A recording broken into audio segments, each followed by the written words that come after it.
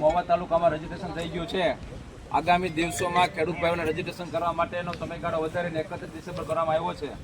1612 રૂપિયા ટેકાના ભાવની ખરીદીથી આપણે આજનો શુભારંભ કરી રહ્યા છીએ. આશા રાખીએ છીએ કે મહુવાના તાલુકાના ખેડૂત ભાઈઓને કોઈને તકલીફ ન પડે તે માટે આજે 13 જીનિંગ નોટિફાઈડ કરવામાં આવ્યા છે. તે 13 જીનિંગ ખૂબ જ સારી રીતે કામગીરી કરે, ખેડૂત ભાઈઓની ખરીદી જે છે એ સારી રીતે થાય અને એમનું પેમેન્ટ જે છે એ સમયસર મળે.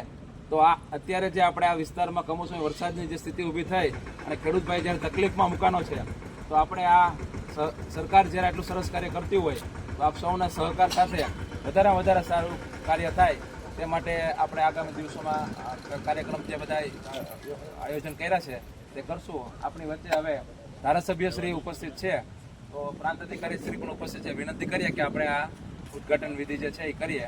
શ્રીફળ વધારીને સાહેબ કાઢે.